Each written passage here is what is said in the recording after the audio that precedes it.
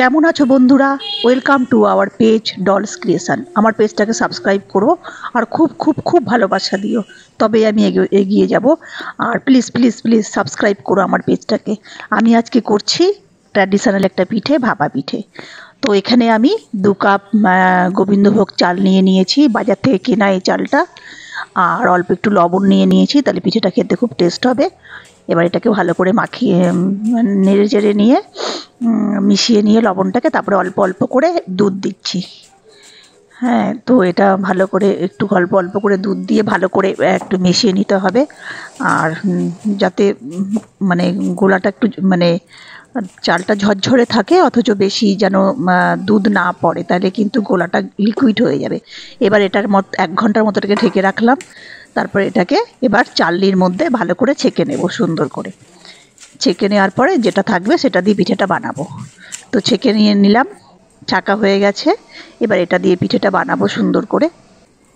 তো প্রথমে আমি একটুখানি বাটির মধ্যে একটুখানি চালের গুঁড়ো একটুখানি নেড়ে চেড়ে রেখে দিলাম, তো যাতে পিঠেটা খুব ভালো করে তাড়াতাড়ি উঠে যায়। তো এবার চালের গুঁড়োটা দিয়ে দিলাম, তারপরে গুড় দিলাম আর নারিকেল কোড়া দিলাম। খেতে খুব টেস্ট হয় পিঠেটা নারিকেল কোড়ার গুড় দিলে। তো নারিকেল কোড়া গুড় দেওয়ার হয়ে গেল, এর ওপর দিয়ে আবার চালের গুঁড়ো দিয়ে দিলাম। সুন্দরভাবে চালের গুঁড়ো দিয়ে আস্তে আস্তে করে লেবেল করে দিতে হবে। খুব চেপে দিলে কিন্তু পিঠেটা ওঠানো যাবে না। তো হালকা হাতে এটাকে একটু উপর দিয়ে চালের গুঁড়োটাকে দিয়ে দিতে হবে। তো হয়ে গেল সুন্দর করে দেওয়া।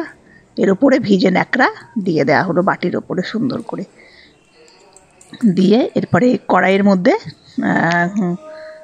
গরম জল বসিয়েছি আর সেটা ফুটছে, আর তার উপরে ছাকনা দিয়েছি। এর উপরে বাটিটা উল্টে দিলাম, বাটির উপর উল্টে দিচ্ছি উপরে। আর এবার ন্যাকড়াটাকে সরিয়ে নিয়ে বাটিটাকে উপরে ট্যাপ করে নিয়ে বাটিটাকে তুলে নিচ্ছি, মোলটাকে তুলে নিচ্ছি। এবার পিঠের ছাঁচটা সুন্দরভাবে ছাকনার মধ্যে থাকবে, এরপরে এটা ভাপানো হবে। তো এর ন্যাকড়াটা উপর দিয়ে মুড়ে দিলাম, ঢেকে দিলাম। এর উপরে একটা ঢাকনা দিয়ে দিলাম যাতে বাষ্পটা না বেরোয়। উপরে একটা ভারী কিছু দিয়ে দিয়েছি, তো একটা বড় ঢাকনা দিয়েছি যাতে ভালো করে পিঠেটা সিদ্ধ হয়ে যায়। তো দেখো আমার কত সুন্দরভাবে পিঠেটা, ভাপা পিঠেটা হয়ে গেছে। তো দারুণ দারুণ, এটা খেতে যেমন সুন্দর, খুব ভালো টেস্টি খেতে। হ্যাঁ, এটা আমি দ্বিতীয়বার বানালাম, প্রথমবার বানিয়েছি বা দ্বিতীয়বার বানিয়েছি। তো দ্বিতীয়বারে এত সুন্দর হয়েছে পিঠেটা, কি বলবো, দারুণ সুন্দর টাইট হয়ে বাইন্ডিংটা খুব ভালো হয়েছে, আর ভেতরটা ভাপা ফ্লাফি কেকের মতো হয়েছে। অপূর্ব সুন্দরের স্বাদের এই পিঠেটা, খেতে খুব সুন্দর। দেখো কত সুন্দর পিঠেটা হয়েছে। আরেকটা তোমাদের কাছে করেছি, দেখাচ্ছি যে কিভাবে করতে হবে। তো চালের গুঁড়ো প্রথমে দিয়ে দিলাম, তারপরে গুড় দিচ্ছি আর নারিকেল দিচ্ছি, মাঝখানে মিডিলে গুড় আর নারিকেল দিয়ে দিচ্ছি। পিঠেটা খেতে খুব টেস্ট হয় গুড় নারিকেল দিলে। আর তার উপরে আবার চালের গুঁড়ো দিয়ে সুন্দর করে লেবেলিং করে নিচ্ছি। আর খুব চাপলে কিন্তু পিঠেটা উঠবে না, সেই জন্য হালকা হাতে এটা করতে হবে। আর উপর দিয়ে কাজু কিশমিশ দিয়ে দিলাম, আরও অনেক কিছু, কেউ চাইলে অনেক ধরনের ড্রাই ফ্রুট দিতে পারো।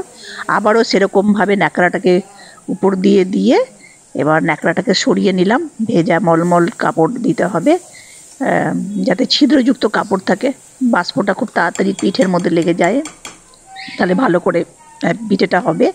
তো এরপর ন্যাকড়াটা আবার উপর দিয়ে দিচ্ছি পিঠেটাকে দিয়ে।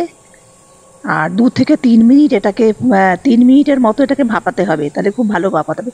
আর যত বড় মোল হবে তত টাইমটা বেশি লাগবে। আমার যেহেতু ছোটো বাটির মধ্যে করি, 3 মিনিট হলে যথেষ্ট। আমি এবার একটা বড় পাত্র দিয়ে ঢেকে দিলাম। এভাবেই করে নিতে হবে পিঠেগুলো। এখানেই ব্লগটাকে শেষ করছি। তোমরা ভালো থেকো, সুস্থ থেকো, পেজটাকে সাবস্ক্রাইব করো।